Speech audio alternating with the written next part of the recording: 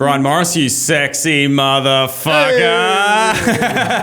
Thank you, sir. Hi, Cam Bird. How you doing? Good, bro. Nice to see you. Nice to see you. What's been happening? Oh, all sorts of things. But as we get started here, I do this kind of turbulent climate we're in. I want to go right off the bat and say I'm tired of all these Australians coming in and taking our podcasts, and I'm here to make a stand. And this table's keeping me from making the stand at the moment, but rest assured, before this is done, I'm going to be standing somewhere I shouldn't be, and I'm taking up a cause. What do you want to do about it? You'll see. Oh, shit. Those fucking Aussies taking our podcast. There we go. Well, you know, mate, the studio is here for the rent if anyone else wants to take it, all right? It's not just me. This is a community studio. Yes, it's beautiful, too, and it's in one of my favorite neighborhoods in New York, the Lower East Side. It's great, dude. I love it. I used to live over here. I don't know why there isn't a comedy club on this street. It would be a great street for a comedy club. And at nighttime, this street is wild, dude. There's so much foot traffic. Sure. There's so many young people getting around. This whole area and these few blocks from Orchard, Ludlow, Avenue A, all of it, First Ave, it's all popping in the evenings. It's great. Yeah. I mean, they have some comedy clubs nearby here, or at least rooms that are doing comedy. I think Black Cat LES and some other spots. St. Mark's Comedy Club is right near here, right. too. But yeah, definitely, it's a good area for everything, man. 100%. Yeah. And you're a New York City local. Like, I mean, you're born and bred here, aren't you? I was born and raised in Queens. Yeah. There we go. My parents, they came here from Ireland, and then I'm one of 5 children. We grew up in Woodhaven, Queens. You're one of 5? Yeah, I'm number 4 actually. No shit. Mm-hmm. Yeah, I'm one of 5 as well. Nice. Where are you in the? I'm a triplet. Oh, wow. Yeah, so I'm the middle of a triplet. Mm-hmm. I'm the second born in the triplet, and I've got 2 older sisters that are twins. Wow. Yeah. Wow, amazing. So your parents were like the real Irish, where they bred. Because Irish were like really good at breeding kids, weren't they? Yeah. Traditionally, yeah, I think so. Lots of Irish. Yeah. Yeah, and back then for sure as well. I suppose that trend has changed some, but yeah, definitely. They actually met here in New York. They lived less than 100 miles from each other their whole lives and came here in the 60s. My father was here for 2 weeks. He met my mother, and he was visiting from London where he was living at the time, and apparently he left some nurse that was upset after all. But I, on the other hand, am not upset by his choice. Did he ever go see the nurse again? I don't think so. That's crazy. Yeah. It's different times then as well, because it's not like you could just... I mean, you could get on a flight or however he got here. I'm sure he flew here in the 60s. He swam. He's the original wetback. The Irish wetback. Yeah, the Irish wetback. It would have been a wild time when they came here on the boats, man. Like, I don't know what the voyage was, but I know when the convicts first came to Australia, that was a 9-month voyage. Wow. Yeah. I think coming here it was at least a couple of months from England back in the day. I think 3 or 4 or something like that. Yeah. I'm not sure. Yeah, that's crazy. Yeah. Yeah, cool. So what was it like growing up in Queens? Was it wild place? Yeah, I grew up in the 80s and the 90s, so... Yeah, I grew up in the 80s and the 90s, so it was definitely some wild times, but it was great, man. I had great friends, we were a great community, and just had a lot of fun, man. Played a lot of sports and did a lot of things creatively, and yeah, I'm still friends with a lot of those kids that I grew up with today, which is one of the real cool things about growing up here. Yeah, that's sick. Yeah, but we had a lot of fun. Yeah, the people that were born and raised New Yorkers, they're a different type of people. Like I don't know, man. You guys have this like swagger about you. You guys got this like confidence about you. And you guys are quick. You're sharp. The way that you talk and interact with people, there's no one like a New Yorker. I'm very, very slow. No, yeah, that New York swag. It comes from just being around so much diversity. And I mean, this city is so remarkable, just with the artistry, the culture, the people, the energy. Like, you know, it's if you grow up in it, it's kind of in you, and you know, it becomes part of the character of anyone that grew up here. Yeah, yeah, it's pretty dope. Yeah, fuck yeah, man. Was it? Did you? This is like a bit of a segue, but you know how there's like a lot of gun violence and stuff in schools and stuff now. Did you have any of that growing up? Was that a thing in the 80s and 90s? I mean, you're about the same age as me, so it was. I mean, for me, like growing up in Australia, like all that shit was just unheard of. Like we would have never. I mean, yeah, I mean, I think Columbine is the one that really kind of changed from there, the frequency of it, I think, increased. But when I was younger, I don't remember that. Certainly in school, I didn't think about it. I mean, we heard about shootings and guns in the neighborhood, especially as I got older. But as far as the school shootings like we have now, yeah, it wasn't in my consciousness as a kid, for sure. Yeah. In the same way that it is for kids now, yeah. Yeah, I mean, the whole climate at the moment seems to be really... I don't know, man. It's almost traumatic at the moment. Even just like not even being, I'm so separated from it all here, but like just even with like the Charlie Kirk thing that happened this week, it feels like we're heading into a wild time, but maybe we've always been in a wild time. I'm not too sure, but it just feels like that's my sense of it for sure. Okay. I mean, just in terms of, I think we'll go a little maybe philosophical here, but when you get into just the idea of creation and destruction, right? They come together as one. It's two sides of the coin. So it's kind of built into the DNA of just existence, right? Like literally space is full of just explosions that are happening all the time in the stars. And you know, we come from that too. And then I think that reflects in ourselves. We have our own, you know, bouts with our own destructive nature, but at the same time, we're that creation as well.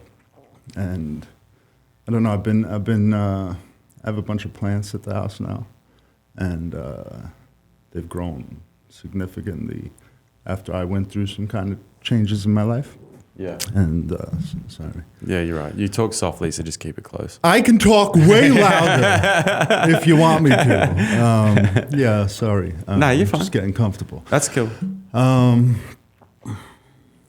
Yeah, I've repotted these plants a couple of times, and they were all kind of struggling at the beginning because I was neglecting them a little, and I was going through a lot of shit in my own personal life, and I just wasn't paying attention. And then once I started paying attention and just giving them the little nurture and care that they need and engaging with that life, they've started to just grow so huge. Wow. Just lush. And I feel that connection to where I'm at, like spiritually and in my own being, you know? So I think inside of that, like, I've been encouraging people lately to just cultivate their garden, you know? And whether that's metaphorically or literally, just find something that you can engage with and create and work and put that energy in and see that energy of yours reflected back.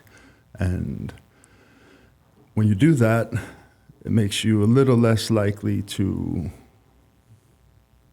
move toward that destruction, you know?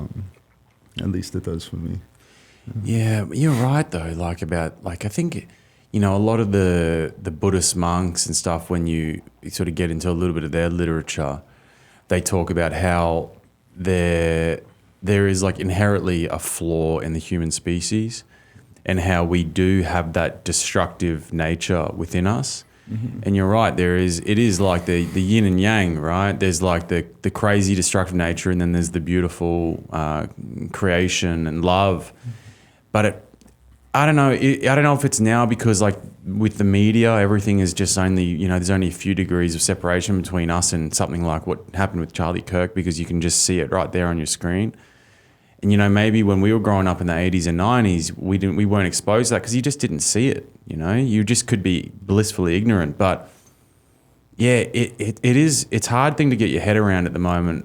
I've been as a human living on this planet and seeing this stuff, like seeing what's happening in Gaza, seeing these shootings that happen all the time, and just being like, whoa, what's going on? Like, where's the light in all this, you know? Like the light is, I guess, how you live your life individually and how you create and make, you know, beautiful things out of your own existence. But seeing all this stuff it's very upsetting. I mean, is there a life where this stuff doesn't happen? Is there like another parallel universe where there isn't the yang, it is just the yin, and the yin is just beautiful and people don't fucking hurt each other? Like, does that exist? Maybe not on this planet or on this energy fucking frequency that we're on, but somewhere else? That's a pretty weird question, but... Well, luckily I have the answer.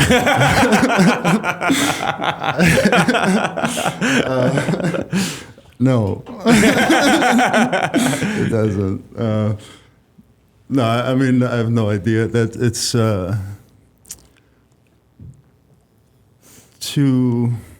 I don't know. I mean, obviously the yin and the yang, just conceptually, they can't exist without one another, right? Right. So, I mean, we're not going to figure out the answer to this right here on this little podcast, but,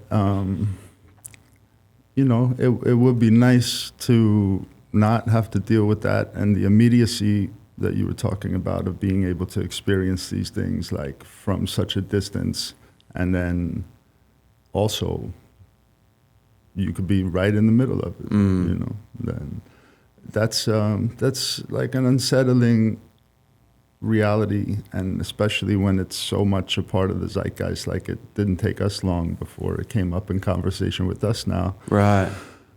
But like right now, right here, that's not happening. You know, so something in the study of like being present and understanding that in ourselves, I think, can help guide you as safely as possible through all of the muck, you know. But yeah, it's hard to know what to do about it other than to do your best, you know, and try to cultivate good energy around anyone and anywhere that you're at, you know. And that's what I try to do with my life. For me, it's been connecting to people through the arts, through comedy, through fine art, through music. And, you know, like I said, I used to live in this neighborhood, so you walk around here with me at night, especially when I have my little puppies with me, like, we know everybody out here. And, you know, it's because everywhere I go, I try to bring just a sense of love, first and foremost, and compassion and understanding and just sharing in the moment. And so the diversity of people that I know down here and throughout the city and beyond, like, everywhere I go, it's greeted with hugs, and it's just always uplifting. I try to do that with my performances as well, and with all of the comedians and artists that I have brought to many stages throughout the city. Yeah. No. And you certainly do, man. You're Thank definitely you. a ray of light. It's been really great getting to know you. Every time I see you at St. Mark's, I'm like, fuck yeah, Brian's here. You know, I appreciate that, I feel the joy. So Yeah, we have a thank good little yarn. We talk about the shit that's going on in the street. Indeed. And when you're out selling tickets and when we're out there just in front of the clubs, like, you know, we're engaging with the people, and it's always been great. Yeah. As long as I've done it, and several times that we've done it together, yeah, it's nice to just connect with people, man, and just see them where they're at, you know. Yeah. Now, one thing I wanted to ask you about, because I think it's a really cool story, and it's a very New York story. Not cool for you, but you were in an accident about a year ago. Actually, today is 10 months to the day. There we go. Yeah, so I was... Tell me about the story, yeah. I shall. Thank you for asking. So on November 19th of 2024 at about 5:56, 7, 8 in the morning, around that time, just before 6, I was riding my bicycle in Queens near my house, and I was on a relatively quiet street in front of a school, and the car came through the intersection, and I saw the hood of the car, and I knew there was nothing I could do. Oh, so you just turned to your right, and the hood is right there. I saw the hood, like just about where the edge of the table is, and I'm a big boy. I'm over 6 feet, and my bike was big, and I was flying, and they ran a red light. I believe so. Yeah. But it was a hit and run, so I don't know. And there was no cameras on at the time. So tell me about the hit. Like, what happened with your body? So, to preface that, I'll say that for many years of my life, most of my life, pretty much all of my life, I've been an athlete. And then in the early 2000s, I became a personal trainer up at New York Sports Club on the Upper East Side, East 76th. And from that time, I started studying corrective exercise and health through movement and through fitness, and studied functional training and performance enhancement, and became a master trainer there at New York Sports Club, and then got into a life of the martial arts. And that, I think, I'm sure, and by the grace of God, my life was saved because of all of that conditioning that I put into my body over the years. So I'm flying probably a little downhill, and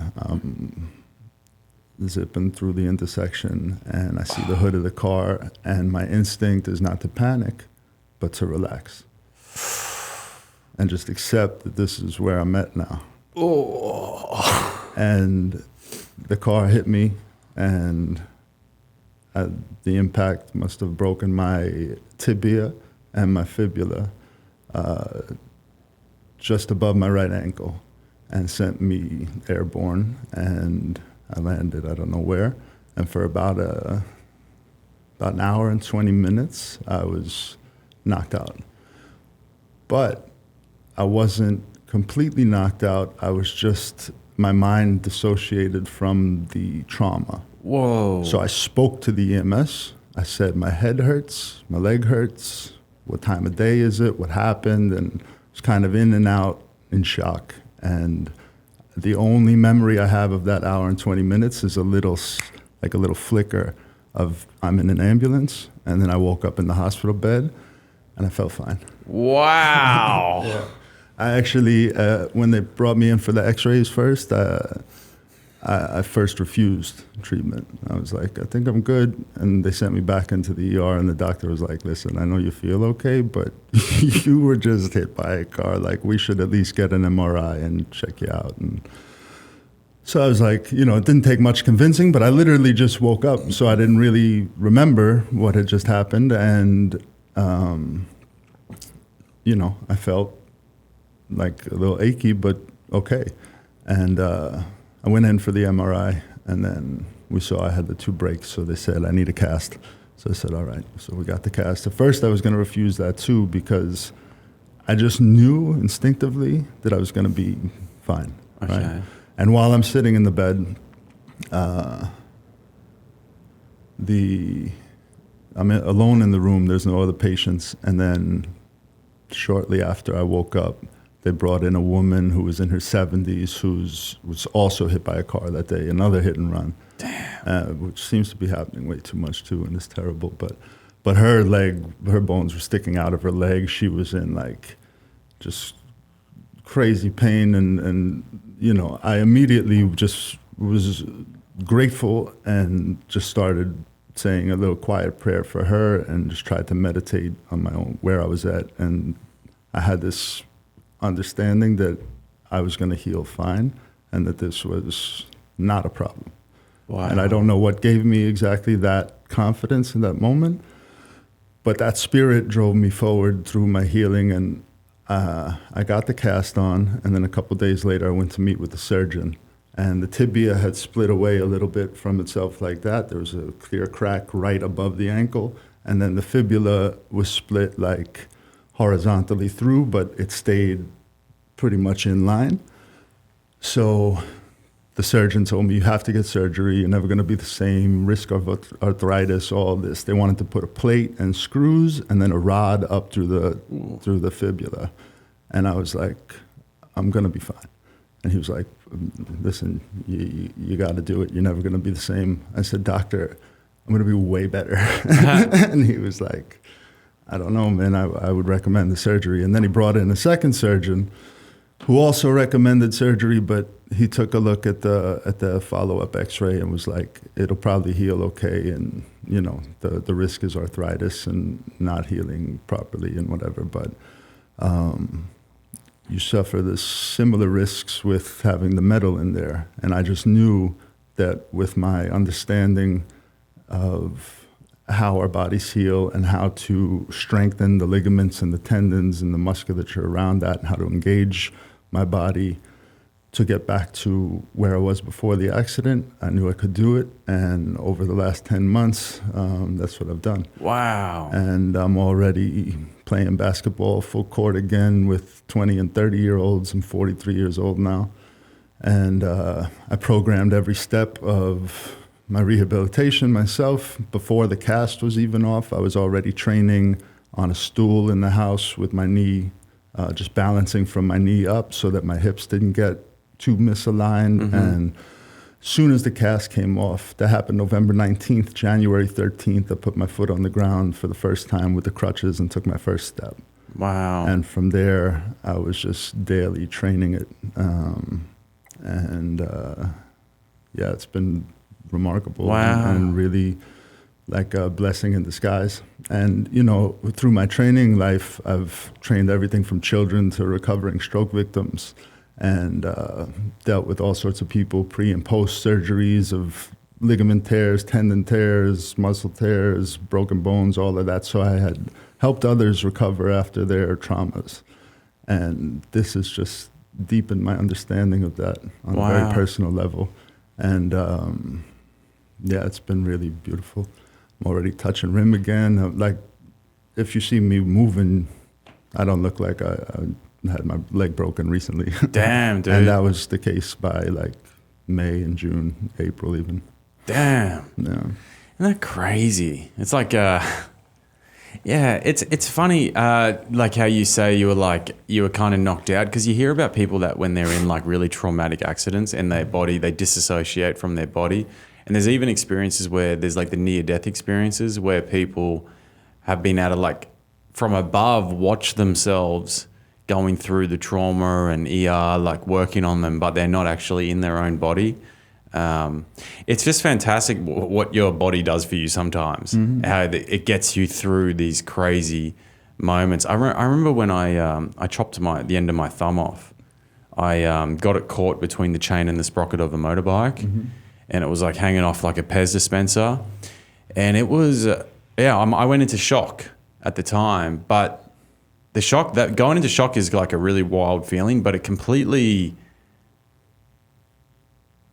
it enables you to just deal with that situation. Like it takes the pain away completely. Yeah. It's fucking crazy, our bodies, man.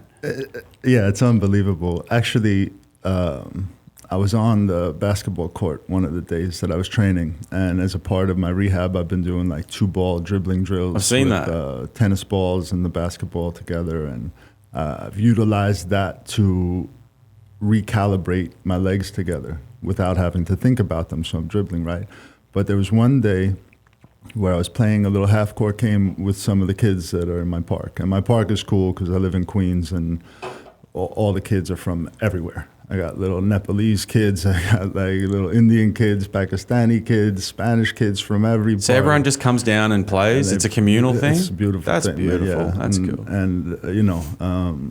And because I'm a good basketball player and athletic, and just the way I carry myself, I know a lot of these kids and their families, and I coach some of them and train some of them across basketball and fitness, and some of them even the martial arts. I study Chinese Kung Fu. So I'm on the court, and for the previous 2 weeks, I had just started jogging again, and I was starting to get a little agility back, but I still had a little limp. And if I tried to go quickly, my leg would lift up naturally, like it just pull up to get rid of the pain. And it keep me from pushing past my limit. So I had a moment where there was a loose ball, and I was 100% aware of the internal regulation of my body by my nervous system. That unconscious happening, I was 100% with it as I went for a loose ball, and my body knew that it didn't have to hold back anymore. And I felt it, and I beat the kid to the ball, and I got the loose ball, and I stopped for a minute because I was like, that is so incredibly profound. And just speaking to your point of how our bodies just are beyond our understanding and our minds, all of it is. So to be fully aware of that was like, it brought little tears to my eyes in the moment, and then I just had to get back into the game. Like it was that profound. Wow. To be there for that moment, yeah.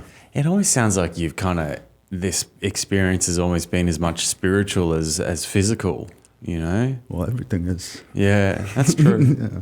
It is, but for a lot of people, they're not aware that it is. For sure. Your point taken, for sure. There's only one way through stuff, and it's like awareness is really, in my experience, it's being aware of the thing and being present with the thing and accepting the thing while it's happening is the only way to go through something.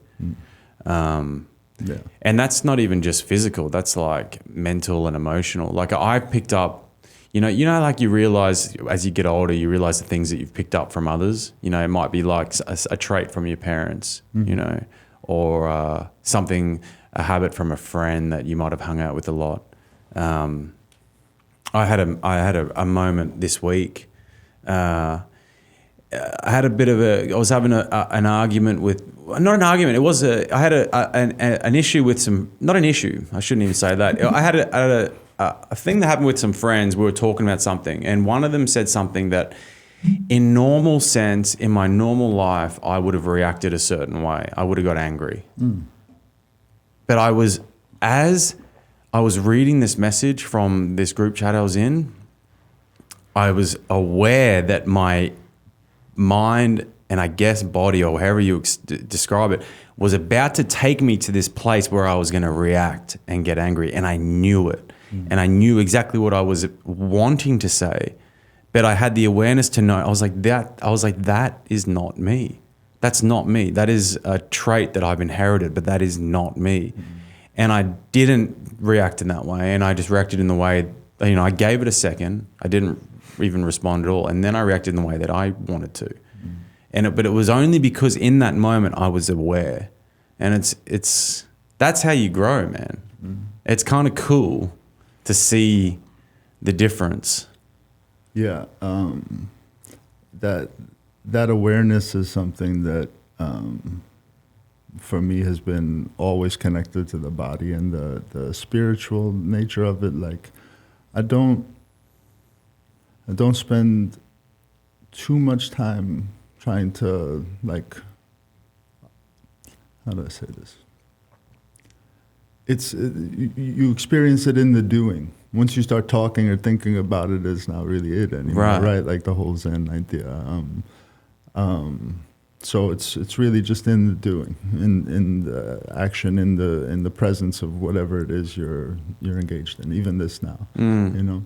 And for me, with my martial arts studies, the first form of the system of martial arts that I study deals with that idea of presence. So it slows you down and helps you to root yourself and helps you to just pay attention to exactly where you're at, exactly what you're doing, where your energy's at, how your energy feels, and you study that energy. And that energy then, energy is the source of all the things, the emotions, the ideas, the presence, the action. It's so studying that and heightening that awareness is for me, I think, very important for us, as people, to just kind of do your best to know yourself, Yeah.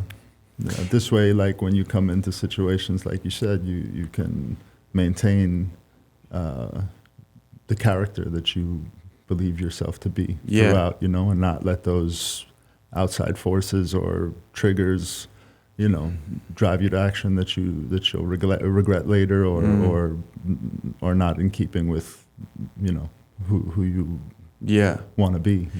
I feel like the best thing that's helped me in growing and getting through that stuff has just been meditation. And I've always meditated. How do you meditate? Show me. 3 minutes go. This is going to be fun. I do about 15, 20 minutes every night before I go to sleep. I've got a full nighttime ritual that I do, and I've done it for years. But since I've been sober, I used to miss days. I wasn't that strict. I'd maybe do 3-4 days a week. But since I've been sober this time around, every single day, I haven't missed a day. I haven't missed a goddamn day. So do you time it? You set a timer, or you just give yourself that space? I kind of check the time before I'm done, before I start, and then I kind of check the time before I'm done. And it seems to be exactly the same time every night. It's about like 16, 17 minutes. That's when I'm like, all right, I'm good. I've gotten. But I think it's like noticing, sitting there and noticing your mind and just what it's doing, and not reacting to it, not going down that channel that it's trying to take, that you would normally go down with it, but just sitting there back and observing. It makes you realize that none of that shit is you. You know what I mean? All those thoughts are not you. They're just thoughts. But sometimes when you're living your life, it's really hard to disassociate from that. It's just, I've tried to explain this in the past. You're kind of like a monkey in a tree. You're just fucking swinging from branch to branch. Like, that's your thoughts. You're just going and going. And then sometimes you get these moments, you're like, all right, I'm out, I'm chill, but then you just go again. But meditation, I find, really helps you to just realize that it is just thoughts. That's not you. It's something that's really helped me. I mean, everyone does different shit. Other people do sports, they do. Do you set like an intention when you meditate, or what is it? Are you just in a quiet place and you quiet your mind? That's it? Yeah, I've never learned anything about meditation. It was just something that I did instinctually. It was when I was coming out of a period of doing a lot of drugs. I was like, I need to better myself. And while I was still doing drugs, I was still doing it. But and when I say drugs, I mean cocaine. That was my kryptonite. But yeah, something in me knew that I had to do something, and all I do is just sit there. I just sit up straight on a mat, or I used to do it on my bed, but I do it on a mat now with a little pillow under my ass, so I can sort of stay up straight a little easier. I use earmuffs in New York because there's too much fucking noise pollution. It's the secret to meditation. Really? Earmuffs, yeah. And all the ancient texts.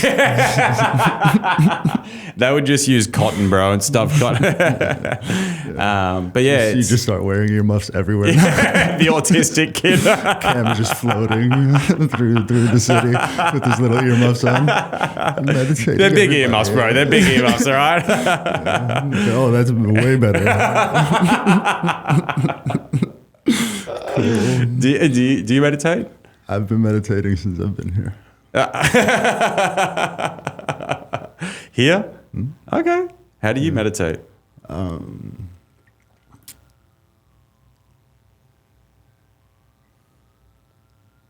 of like that.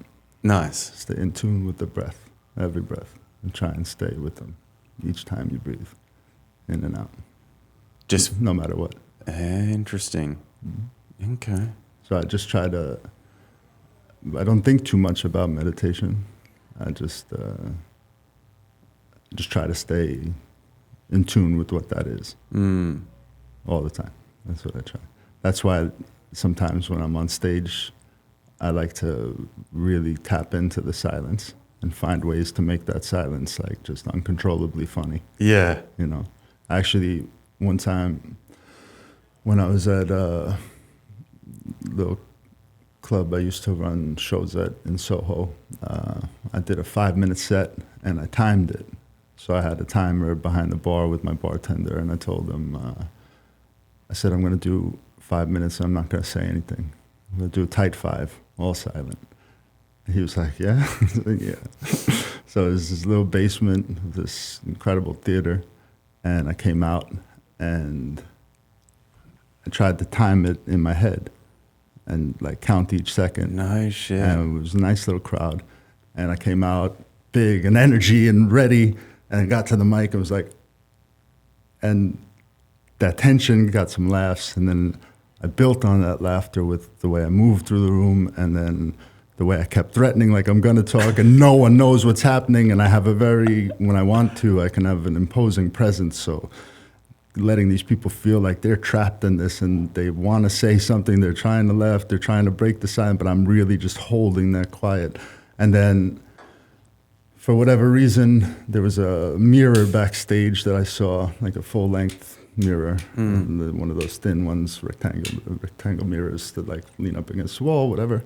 I saw it on the way out, and I went and grabbed it, and I brought it out and held it in front of me and brought it one at a time to each audience member, so everyone else is snickering and laughing as each audience member gets a moment to just be with themselves as a singular part of this audience, and there's this maniac just like quietly imposing through the room, and one at a time they all got to look at themselves. Then I did it to the bartender, then I walked out the back door and the timer went off.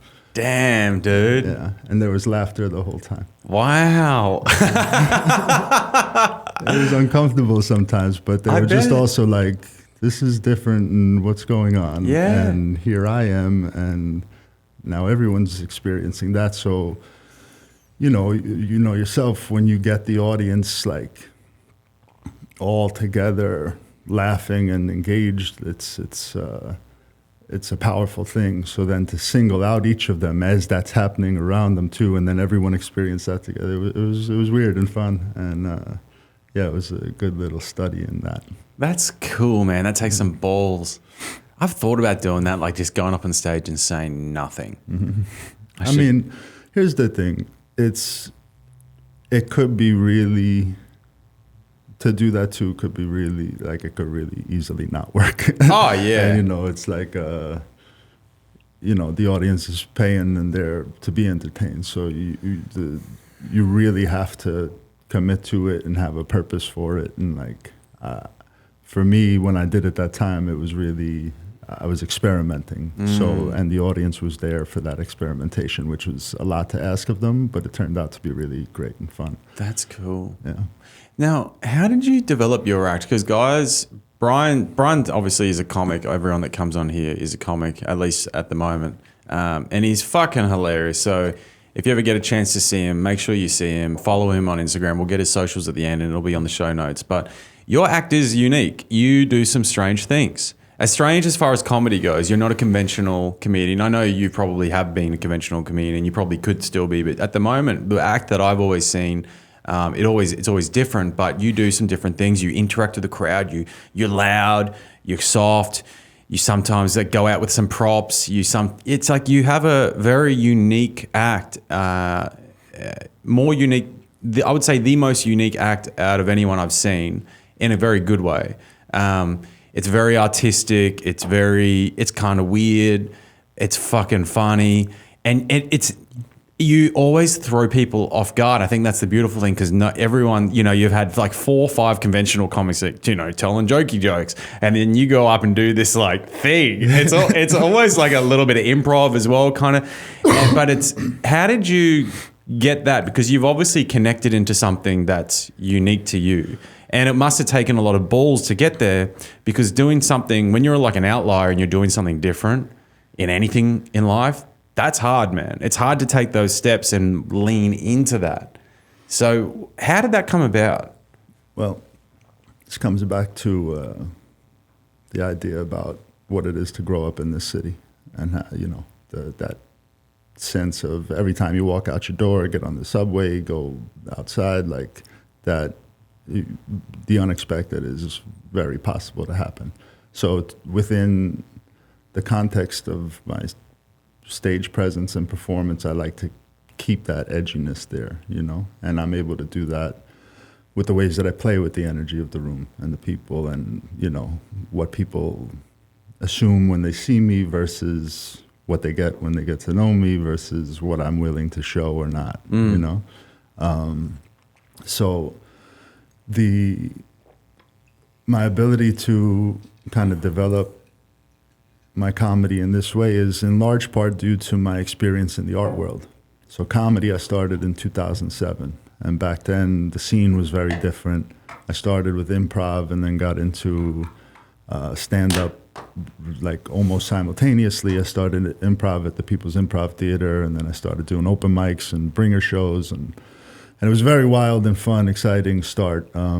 I did a bringer show at New York Comedy Club. It was the second time I was on stage, and I brought 60 people. Damn, dude. I brought my people from my high school basketball team, my college basketball team, all different friends. My parents were in the room. Like it was wild. But I was trying to, that time it was more, I'm writing jokes, I'm trying to perform, but I was figuring out stand-up at the time. But in 2011, I was really lucky to be a part of a small group of artists that created an online art and culture magazine called Glass Chord. And that eventually led me to opening my own fine art galleries. And Glass Chord was an online publication that over the first 12 months, we featured around 100 artists from around the world. And each month we had a different issue that dealt with a different theme. The themes were rebirth, provenance, shelter, eros, incantations, conformity, revolution, nostrum, all these beautiful ideas that we thought we could, that we thought were worth exploring, So we put an open call to artists around the world, and we got all these incredible poets and painters and sculptors and Grammy Award-winning musicians and all sorts of different amazing artists that kind of started to build this community. And after 2 years of that, I had an opportunity to open a little fine art gallery just a couple blocks from here. I was on Christie and Delancey, and within about 5 years, I had activated 3 spaces and showed the work of over 100 emerging and mid-career fine artists. So I did hundreds of studio visits, and I literally started learning about contemporary art history from the artists themselves, some of whom had been living on the Bowery for 30 years. Wow. And I just got embraced by the scene, and I met so many incredible people, and I just started listening to all these brilliant people talk about art and their processes and their mediums and their materials, and we just started to create all these different interesting dynamic group shows with all these incredible people. And when I knew I wanted to get back on stage, that experience had kind of transformed how I was going to approach that stage as an artist myself, and as how I could bring those experiences into the comedic realm. And it made me think about painting and sculpting and what I'm doing on that stage and what I'm showing people from the stage, and how I could play with the art of stand-up itself and kind of, push it forward in my own way. And it's led me to a lot of really fun and creative bits like you were discussing, Yeah. Yeah, it's unbelievable. Yeah, thanks, man. It's so much fun. Yeah, it definitely can be. Yeah. And you also produce a show at St. Mark's. It's almost monthly, isn't it? So I've produced at St. Mark's, and I intend to produce some monthly and maybe some monthly shows there going forward. And I intend to start producing around town again. Yeah. That the show that you do at St. Mark's is a 420 friendly show, and that is a fun fucking show, dude. That first show that I did for you, man, it was such a bizarre experience doing stand-up for people that were high, because I myself don't smoke weed, or very irregularly, but the laughs were coming from all different places, and everyone's sense of humor is different and what they find is funny, and they were laughing at you, they were laughing with you, they were laughing at places where they shouldn't even be laughing. Laughing at their own shit. Yeah. Laughing at other people laughing. It was it's a different energy and rhythm than a drinking crowd. Totally, dude. Yeah, it's but when you can tap into it right, it's amazing. Yeah. It's really fun. It's fun. And it that allows for that kind of improvisational spirit, like just to do something a little different, a little weirder, and like go for it a little, you know. Yeah. So when I was running shows in Soho, I put hundreds of people on stage, and always encouraged everyone to push beyond, you know, like do your material, but also see what else you can find up there, and like it made for some really one of a kind shows. Yeah. And I want to do more of that. Yeah. Man, you're great at it. It was a lot of fun. It was a different experience. Yeah. That's for sure. It was I got off stage like the first show I did for you. I was like, I don't know if I did a good job or not. People were laughing, but I'm not sure if they were laughing with me or at me or what was going on. No, you did great, and they you know, everybody that was at it, I mean, they had that same feeling as you, like that was part of it. Yeah, like there's not anyone that was in that room, comic or otherwise, that didn't have a sense of that. Like this is something a little different and really kind of special. Yeah, I've learned though from doing your two of your shows. I've learned that when people are high, you can't really do like bits that offend people is not good when they're high. You don't want to polarize a group, or like you don't want to like make someone feel a negative emotion about themselves. Right. And the mistake I've seen comics do regularly when they're in front of a smoking crowd is blame the weed for them not getting what they're saying. Interesting. And for people that smoke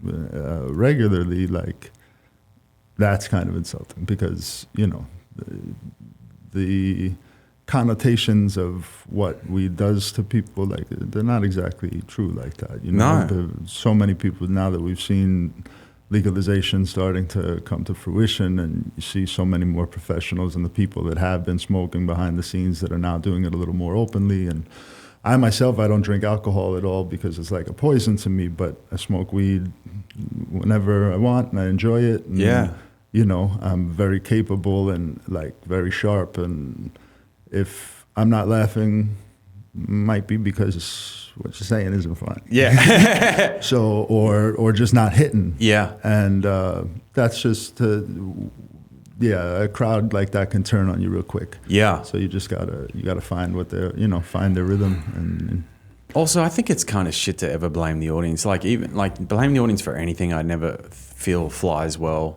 You know, I never blame the audience. But every show I do rob them. Yeah. Yeah, you know. I let them know it was $20 to get in, it's $500 to leave. But never do I blame them. No, that's terrible. Yeah, there's nothing worse than when you see. I've got a comic in mind. I'm not going to mention his name, but he. You want me to? No. he was at Broadway a while ago, and he just ate a dick, man. And he ate a dick, and his jokes were not funny. But the whole time he's like, "Oh, fuck you guys! There's something wrong with you guys. You don't get this." It's like, don't blame them because your jokes aren't hitting. It's not their fault. Yeah. If they're giving you an honest reaction, an honest feedback of what your material is, you should take that on board. Yeah, I mean, and you know, comedy is in stand up in particular because you're up there as a singular being, and you're you know, so vulnerable in the moment. It's understandable how you can get defensive, of course, but it comes from insecurity, and for me, and it's just a natural thing. But for me, like anytime I get on stage, doesn't matter if there was one person in the audience or a few hundred, like I'm going out there like it's my first night at the Garden, you know, and I'm gonna do my best to give the audience like something that I've crafted that's worth their time and money, you know. Yeah. And that's the best we can do. And then how they take it and deal with it is, you know, it's you got to just kind of let that go. Yeah. You know, just put it into your work and into your craft. That's what I think about it anyway. Yeah. And I just wanted to go back to the accident. Did you have insurance? I did not at the moment. Yeah. So how did that work if you're because I wonder about that because I ride the city bikes all the time and I'm like, I don't have insurance and I'm like, if I got hit by a car, I don't know what the fuck I would do if they did a hit and run. How does that work in this city? So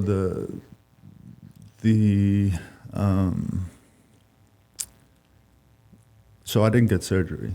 Right. So that was helpful. I just healed myself.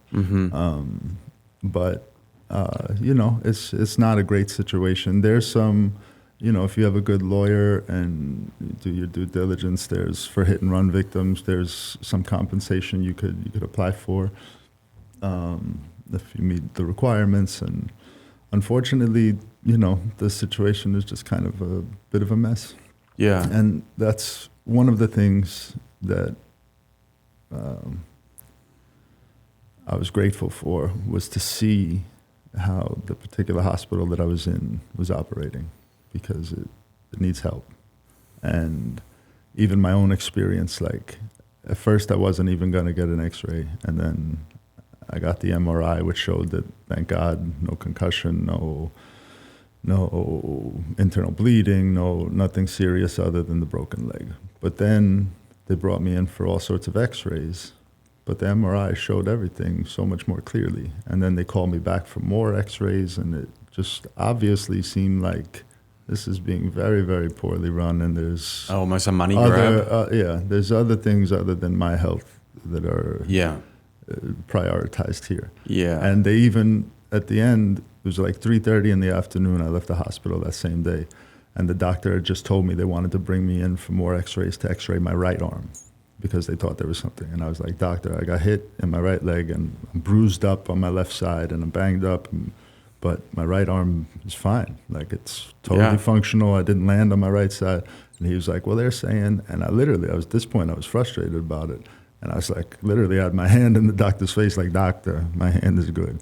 And then like almost crossing a line because it was like, you guys are crossing a line. So he asked me to grab his arm to show him that it was good. And he put his arm up and and he was like, all right, get this guy's paperwork done. Yeah. And then I took an Uber home. And I actually crutched myself 4 blocks to look for my keys and they weren't there. Damn. And I don't know where my bike went either. But yeah, to answer your question, I mean, I got hit in front of a school, a New York City public school, and the camera was right outside looking right at that corner. But unfortunately, the security cameras don't come on until 7 a.m. Oh, it's convenient. Yeah.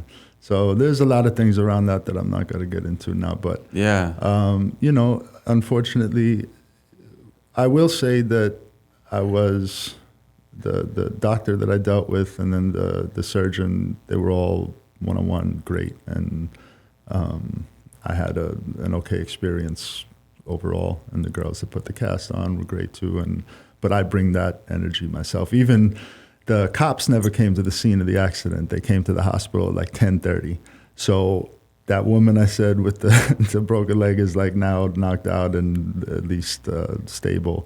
And I'm sitting there just, hanging out. And the 2 cops walk in and the desk is at the front of this ICU room. And the cop says, we're looking for a 50-year-old male was hit by a car on a bicycle. And without missing a beat, this is how I know I'm a comic, from the back of the room, I said, you think I'm 50? Now, I don't know if you've ever bombed on stage, but to bomb in an ICU when no one is expecting a joke from the back of the room, they just looked like we got a fucking wild one over here. Like we got a problem in the back. And then so they just kind of all looked sideways at me like, why is this guy yelling at us? And then they came a little closer, and I was like, you guys think I'm 50? And it landed the second time, and they were like, all right. So that was fun, and they got a little police report written up, whatever. But that's funny. But yeah, unfortunately, I mean, I got taken care of as much as I thought I needed, and for me, it was an okay experience, but that's because I'm just very lucky and very blessed. But, they wheeled me through to get the cast through another big part of the hospital, and like just bed tables everywhere, all open, just sick and hurt people. And just, you know, it feels like we should be able to do this better. And yeah, I'm gonna try and it's the one thing. It's the one thing that I've been disappointed in. This is, I wouldn't even say disappointed is a word, but to get things in life, sometimes people have to band together. You know, that's why unions are very good, because it gets a group of people together fighting for a common cause. And in the healthcare, you've got 300 million people in this country, and it's been this one thing that the people have never been able to unite on, to get something that would be mutually beneficial for everyone across the board. It's really surprised me how Americans are like, I haven't fought for that in a weird way. Yeah, I don't know. Why do you think that is?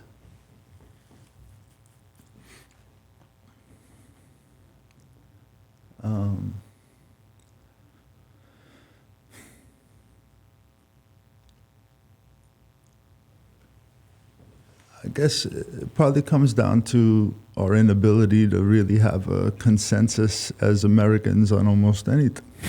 You know, it's like the zeitgeist right now is just division, right? Everything is separate across all sorts of lines, and you know, I mean, I'm not sure. Yeah. But yeah, I believe we can do better. You know, and I don't know. Hopefully one day. Yeah. I mean, we just have to be willing to kind of engage these conversations together and you know, like you mentioned, galvanizing groups and see what we can do. But best thing is to take care of ourselves first so that we can best be able to take care of the others around us. And, you know, because whatever insurance you have, like, shit can still just happen, and you can get fucked up one way or the other. So I think it goes back to my point about tending to the garden. You know, that garden is all the life around us, you know. So, yeah. I don't have the answers for this, Bird. Thanks for the comedy podcast, bro. We get into some real shit here, man. No doubt. And I'm only, you know, giving a little levity to it. But you know, these are things that you know, we should be thinking about, and that I'm thinking about too. And yeah, it's gonna. We need some good leaders. The whole world does at the moment, but we're short of good. There's a lot of good people, but not a lot of people that want to do that job, because it's going to be a fucking tough job, and you're probably going to get killed doing it. So, unfortunately, but yeah, man, that's us. Let's wrap it up. I want you to give everyone your socials. So, Brian Morris Galaxy is my Instagram, and my galleries I had Brian Morris Gallery, but those are closed now. Yeah, just Brian Morris Galaxy at Instagram is the best one for now. You can see what I'm up to, and I'm working on some cool shit right now. This time that I've had with this broken leg gave me a lot of time to lock in, and having so many years behind me of curating, I think it was like 40 some odd fine art exhibitions and hundreds of comedy shows, I want to, in the coming months and years, bring a refined version of that back to the city. And that's what I'm working on now, a project that does just that. So stay tuned. Yeah, I'm very excited for it. We're gonna be talking about this in the future podcast, guys. Wait, is that the internet? Yeah, that's the camera. What's up, internet? Shit, I didn't even know you were here. Fuck, the internet's been here the whole time? The whole time, baby. Oh man, had I known. Shit, what time is it? Let's start again. Ladies and gentlemen, is me. We're gonna start fresh with this podcast. Hey, internet, nice to see you. Wow, it's been so long. You look great. Anyway, man, it's been a pleasure, man. Absolute pleasure, brother. I appreciate you having me, and thank you for everything, man. You're welcome, dude. It's been a long time coming. Guys, if you got this far, which I know a lot of you do, please like and subscribe. Help me grow the channel. Guys, follow Brian. He's a fucking legend. He's a very good friend of mine, and it's been an absolute pleasure, brother. Thank you, bro. Appreciate you. Appreciate you guys. Thank you. See you on the next one, guys. Yes.